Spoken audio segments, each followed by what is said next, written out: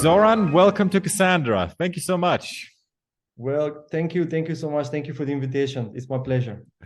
Okay, Zoran, so you are looking for, well, decades. You've been in the special service for a long time. You have seen a lot how companies, how organizations are managing change, managing uncertainty, and really dealing with it, right? Yeah. So let's go, maybe give us some background on the work you have been doing for companies, and then really kind of, what is the kind of like the patterns that you see? What are the usual kind of, problems that arise when companies are managing uncertainty? It's a very, how to say, a general question, but even after that, it goes it's very hard to define what is the correct answer or not, because every single company or organization, maybe it's a governmental organization, maybe it's a private venture, they're all specific and they have their own challenges, and approach to each of them should be very specific and very tailor-made. So this is what Right. I'm doing with most of the companies that I'm working with. And but besides all this diversity into the challenges and everything, they usually share one common thing that I have understood so far. Throughout my background, let's begin with it. If I understood Sure. well how to approach. So I have this military and intelligence background, and working in a many different levels of the state with the military, international missions, including NATO and others, partners, missions with other partner countries, that we did on a special forces operational side, including the intelligence too. What is the common between all of them? It's the rule number one, which I like to call this like Sure. rule There number must be a one. start. Yeah, it has to start from somewhere. So rule number one is know your environment. All of them, they have to know their environment. There are many different ways how you can do this. It depends of each of the organization. Maybe some of the organizations are dealing with individuals. So they have to know all these individuals, their relationship influences and conditions. Maybe they're dealing with the regions. If they're dealing on a regional or international scale, they also have to have this understanding of the conditions, critical actors, who are players, who hold the influence, what's happening at the moment, what is the economical problem, what are the legal limitations. It's most of the cases, there's some legal limitations if you go internationally, so you have to follow those. And that's really critical rule to start or to begin with in any other business that you want to work. Either it's a private venture or let's say it's a governmental, I don't know, political issues, let's say, for example. So Sure. you can, they all share the same thing, know your environment. This also allows you to see things that you can usually not see it. Why? Because each of us, we're rushing for success, or some of the companies that I'm seeing, they're rushing for survival, or and especially now with the very uncertain times that are filled with many unknowns, people usually got scared. Fear is good, but many of them, they got overwhelmed by the fear and they start changing the mindset. And when you start changing the mindset, you are not seeing the things that are critical for your business, like very specific things that they needs to be done. And usually we are limiting our, let's say, capacity to understand and to view things in a ways how we're like how actually things are. We call this factual reality, and immediately we're moving towards intersubjective reality, which is mean how we're seeing and perceiving things, or what we wanted to see. Usually we're seeing this. That's why it's very important to focus on this rule number one, which is know your environment, so you can be able to see many things that from many different reasons, either they are subjective, objectives, pressure, home issues, private, many different challenges, they are limiting us. And we usually in a rushing, right? So we are rushing all the time to get this business, get that business, invest there, do this, do that. So we're kind of totally missing the basic rule, which is mean know your environment. So how you can set yourself for that new venture. So now obviously everyone will kind of like nod and say yes, that makes a lot of sense.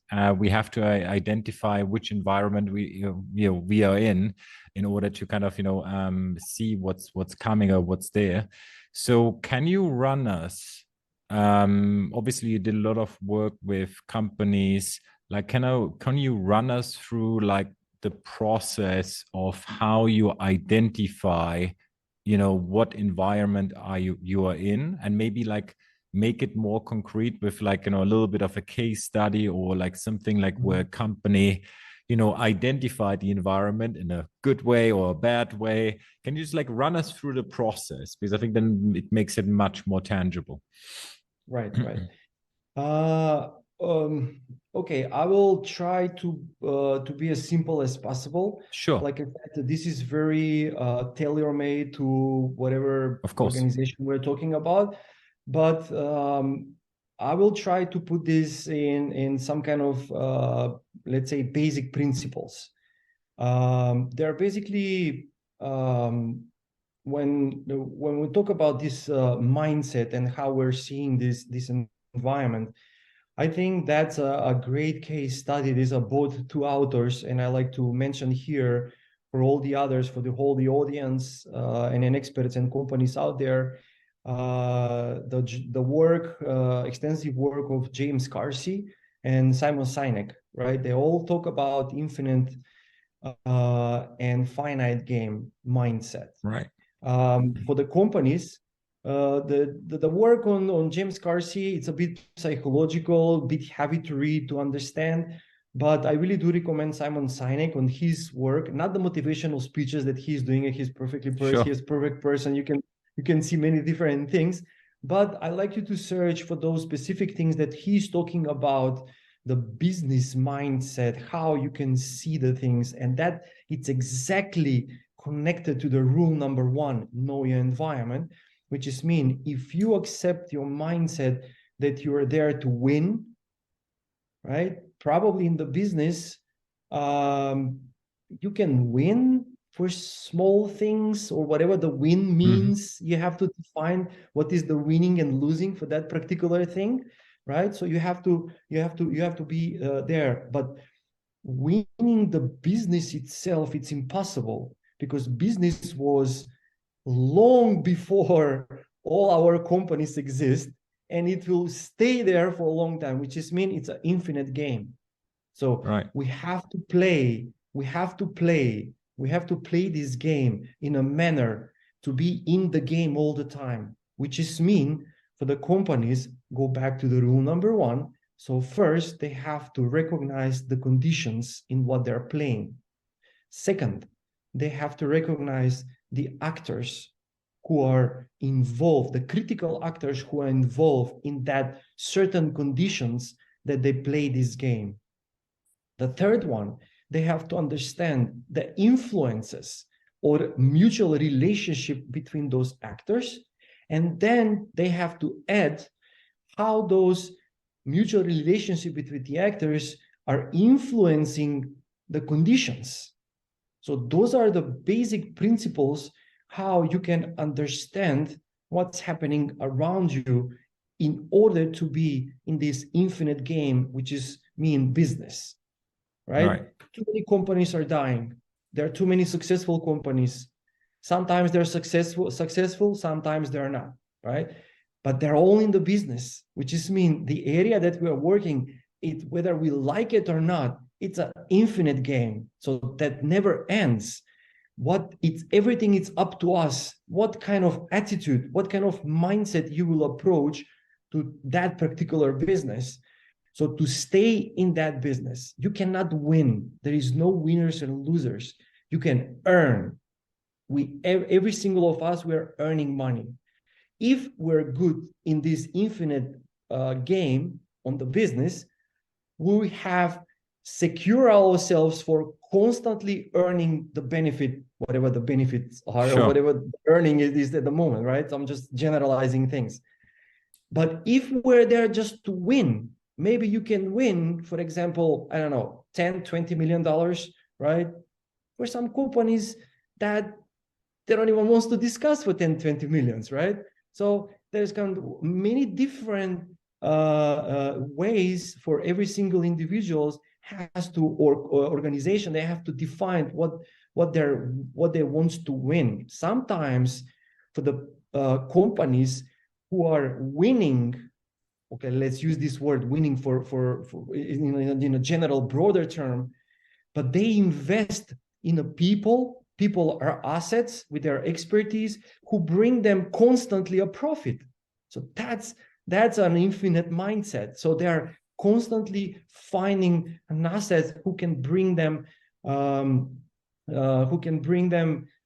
benefit or profit, Sure. which is connected to the individuals who hold the expertise to understand the environment, to understand the people, to understand the market, to understand whatever the case might be, right? So they invest there. Why? And they're making a solid, and they're building trust in the team so they can stay in the game as long as it's possible, because that only secures the income or the benefit.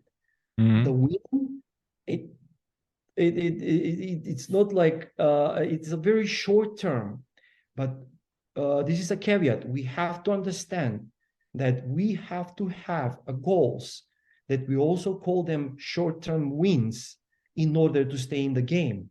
Because if you don't recognize those short-term wins, Yeah, and you sure. have to set them, you Measure have the to set gain. them up. Exactly. You will lose yourself in the game, or you will not understand and then not understand the conditions. But what's most important thing, you will lose the trust of your team, who will bring the let's say the infinite profit, because this is what we're here, in the business for, constantly getting the profit, not for one time, not for one short deal. So we're there for constantly winning, let's say constantly gaining the benefit, money, influence, whatever the case might be. I don't know, I'm just generalizing. Sure. That's more or less what it is. So that's kind of, yes, short-term wins, but that doesn't mean that you're a finite player, that you want to win now at the game and that's it, you're done. Zoran, like, so if you think about this, like, obviously this seems to be, it's very much a mindset issue, right? Like, it's okay, so how do you understand you're in here for the long run? You need to play many games and you just like want to win as many as possible, probably by probably playing repeatingly games. And if you're watching out what's going on, you become better, and then your win rate, so to say, goes probably like up. So when you think about like your let's say day-to-day work, or was there any interesting kind of like case study where this really mattered, where I would say, well, how can we teach, or how can we kind of make sure someone gets into this mindset? Was there anything like in your day-to-day when you consulted companies where you can clearly say, well, this is how we did it? Yeah, exactly. This was exactly my point, that I want to connect it directly to my latest experience that I have. So there is okay, a company. Don't have to name names. No need for names. Okay. Because no need for names, no need for for places, for countries. It's an international company, right? They just hire me for luckily not for their core business, for something else. But what I'm seeing from there, because they're also connected to one of my friends that I have. So I'm seeing this and I'm just observing what's happening in the moment. So their example is very valuable. The name, it doesn't matter. So what's going on? They're an international company. They're in the business that they're outsourcing their services, but they're very good with the teams that they have who can provide those particular products and like experts. So they gather all these, smart people on one place, and they serve for the certain products, and they outsource for other companies internationally. Okay. So a classical outsourcing company. Classical outsourcing company. Perfect, successful business, because the individual who ran that show has a good idea, has a good product. So he participates in inventions and they develop their own product. So they're kind of getting really strong because people start to recognize them and they set themselves in a higher level, right? Because now they, as a prestigious companies, because all these experts, they wants to come to work for this company. So the game continues, and they start working with this, and suddenly the guy decided to sell some of those teams for whatever profit was there.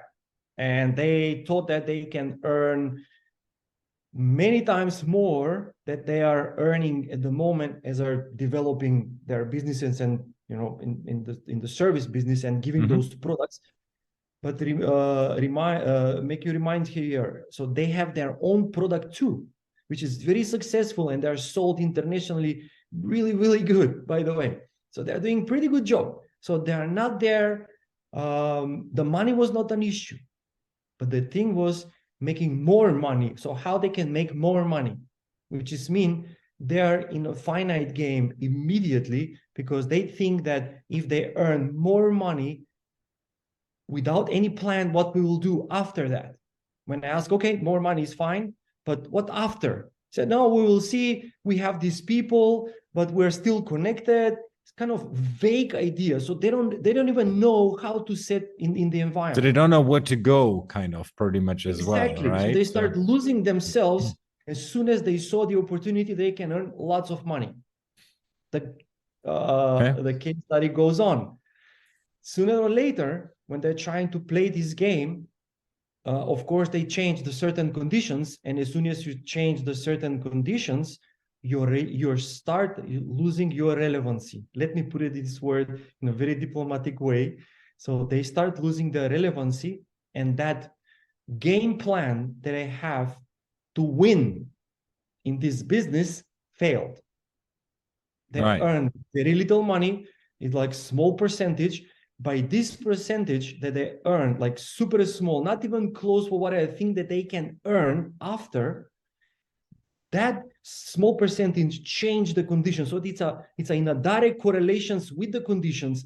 Conditions are changed. Now we can see the game. So many individuals or many people or many clients who were involved in this game, let's say sort of game, they didn't like it.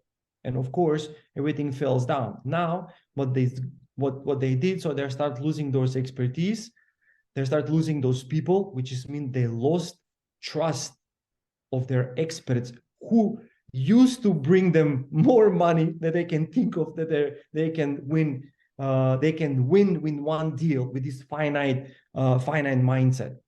And now they're still losing people, and now in a huge trouble. So how they can sustain their business further, because they're trying to do some maneuvering with others on the market, but it is not going anywhere.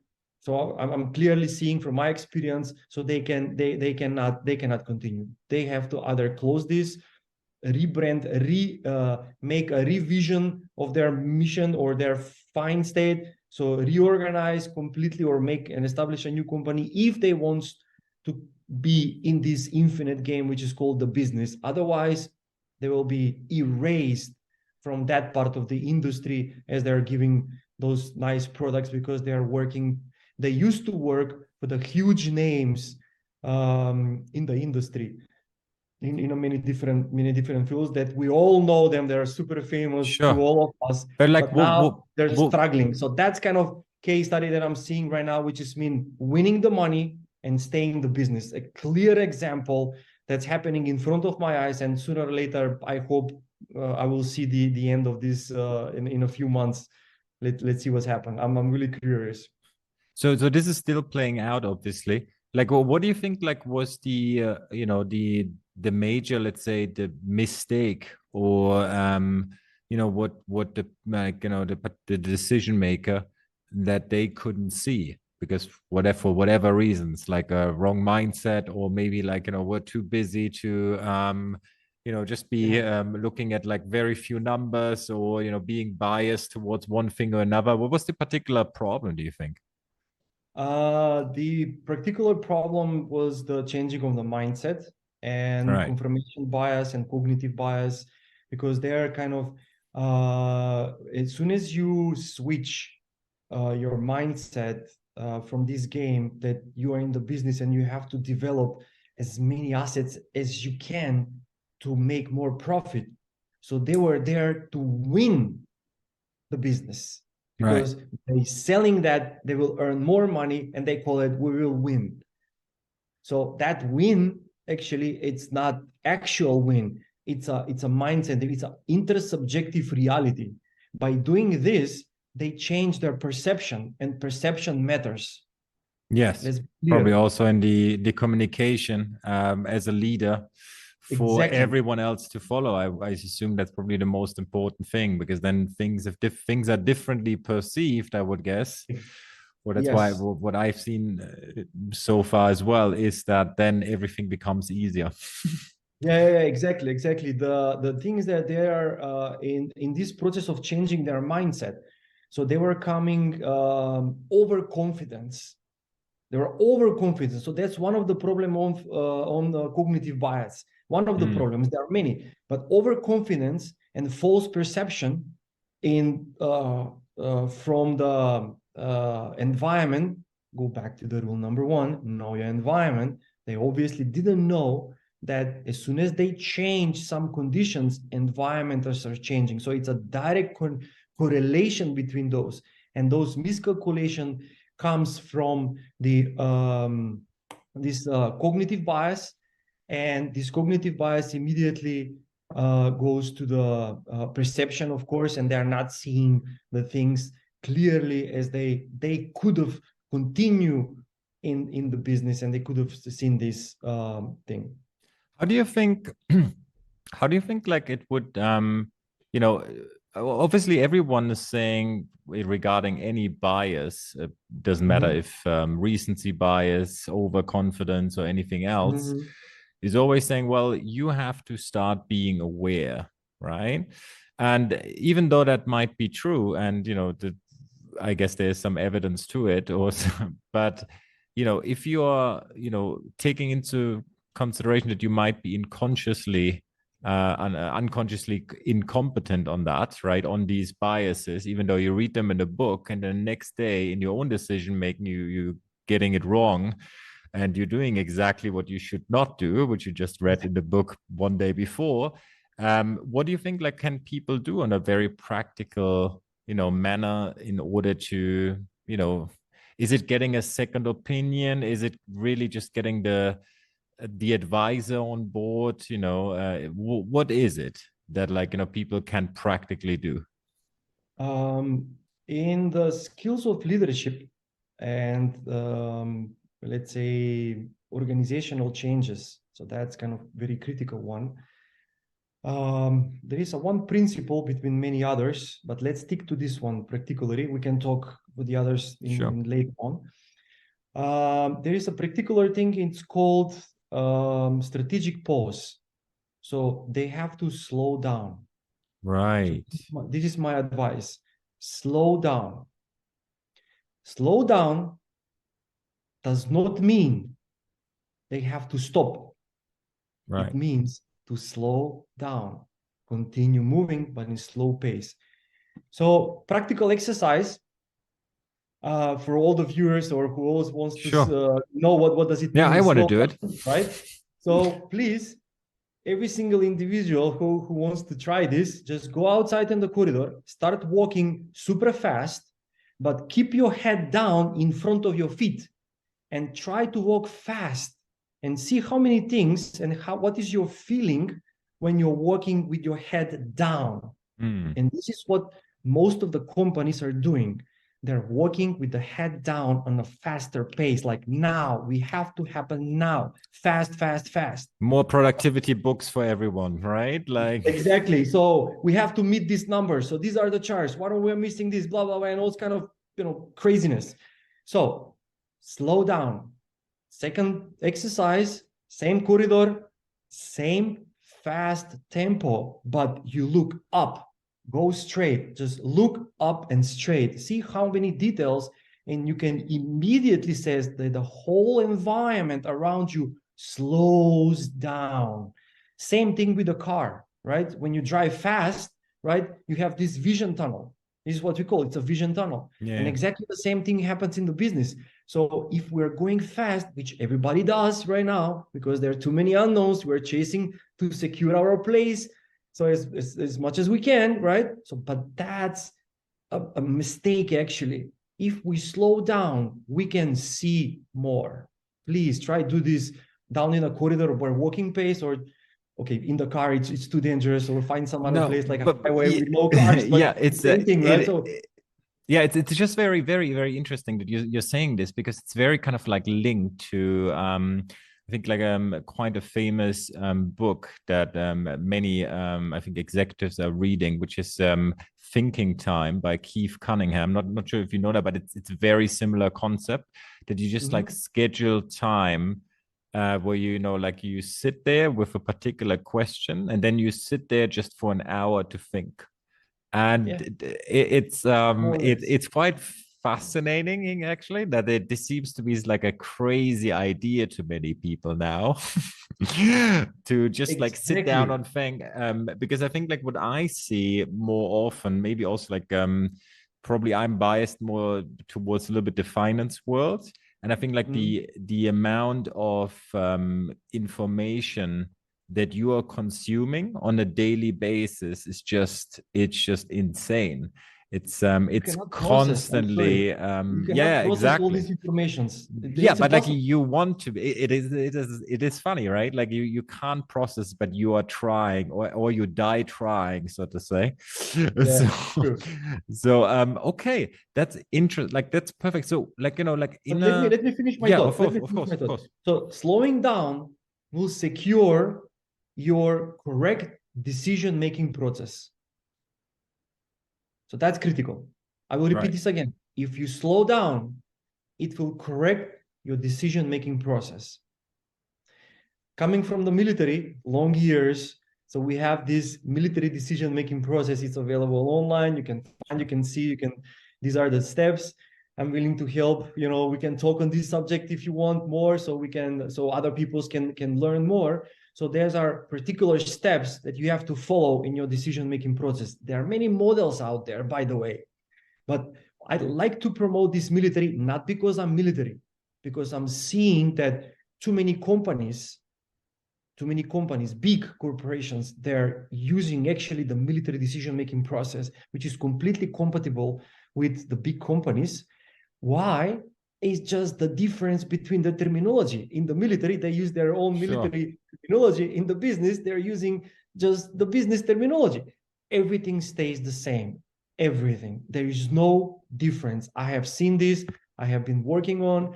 I have been seeing many other examples. Yeah, just about decision making, right? Like really, and thinking it through.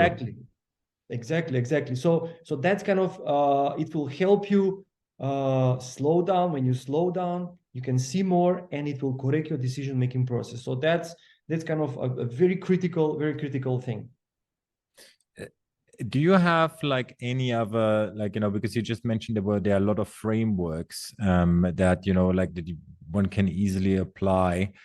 Are there any kind of interesting, before we wrap this up, are there any interesting other kind of frameworks or key lessons that like we can like, coming from the military, that are used by the military in a very effective way to have like structure, to have the right mindset, to like, become a better decision maker, that we can use maybe more in the, business context. Yeah. Great point. Okay, let's start with this one. We already mentioned that we have too many informations. Let's say by 9 o'clock we are overloaded with informations, right? Right. So the lack. I'll mention a few. So the first one, it's a lack of accurate information. Every single individual of us, we have to find a process that's very personal, but you have to find a way how you filter all this information in order to understand what is the accurate information that actually you can use it in your decision-making process. So that's number one. We can talk details, but let's just that's very just go in the in general. Second thing is, we're living in a world of too many unknowns and a world of changes and everything. So overly relying on past experience sometimes can be very counterproductive. Yes, experience is very good to have it, but we have to be aware not to use the frame or sentence that I'm already hearing in too many companies. This is how we all been doing for the past 20 years and we're very successful. Really? Okay. So it's up to you to decide whatever you want to say after that, but that's not how it's happening today. So we do not overly rely on the past experience. Use it, but do not overly rely. The second thing is inability to anticipate future events. Why? Because now people, this doesn't mean, by the way, to predict. Predict, it's very heavy word to say, and nobody succeeded to do, but you can understand the course, what are the options for possible solutions or possible courses of action of developing one situation. Let's say if you are in the politics, right? So you can have these many courses of action so that you can identify what are the scenarios. Scenarios. You develop a scenarios, but you can identify what are the particular information that will lead you towards one of those scenarios that you can foresee. So that's very critical. Second thing, it's cognitive bias. We already spoke about this. Yeah, we're very biased. We want to see things that we want to see. That's it. Simple as that. We have to either lock your ego in the box or leave your ego outside of the door or the other side of the door and just sit down and listen what the other people are saying, or try to see as many things as you can in order to make in order to be, let's say, happy and secure in a decision that when you make. Because I like to make a decision. I was the guy who making lots of decisions on many different levels. So I like to be sure when I go back home and sleep, right? So I want to sleep, it happens. I don't want to have any doubts. It's not going to happen always anyway. So exactly. So that's very, very, very critical. And we have to also understand our emotional responses. Please, for everybody, do not over emotionally react. Why? Because emotion blocks our consciousness and emotion blocks perceptions. Suddenly, fight or flight. Yes, changing the moment. We're emotionally sad. This guy just make me super nervous. Now you will see what's going to happen. I have seen this. I have been on those type of meetings that I'm seeing people overly react. So don't do this. And the final one, it's flexibility. Lack of flexibility, I'm seeing every day. How does uncertainty increase? Our lack of flexibility also increases at the same time. So we spoke about this, too many conferences, everywhere is flexibility, but actually nobody is doing it. So that's the problem. So let's finally agree that in the certain time of changes, in too many unknowns, we have to be flexible. Why? Because there are, let's say like 8 things that are happening, but we don't know which of them can be options for possible solutions, right? So you have to be flexible. You have to able to see and hear all the others. So these are my key takeaways that I can say right now. Fantastic. Zoran, if apart from Cassandra, if anyone wants to follow your work, I mean, you're doing like a bunch of stuff. Obviously, you have a lot of different kind of military intelligence backgrounds where you're also advising. Like, where can people find you? Usually social media, LinkedIn, Twitter, YouTube. There's some things on YouTube, but there are others podcasters, and then you can find me here also. And the thing is, just type my name, my picture is there, easily recognizable. I don't have any pseudonyms, or I don't use any acronyms. It's just my full name. Zoran, thank you so much for taking the time. It was great. Cheers. Thank you so much for you. Thanks for the Cassandra and you particularly to ask these critical questions. I think these are bringing the huge value at the moment.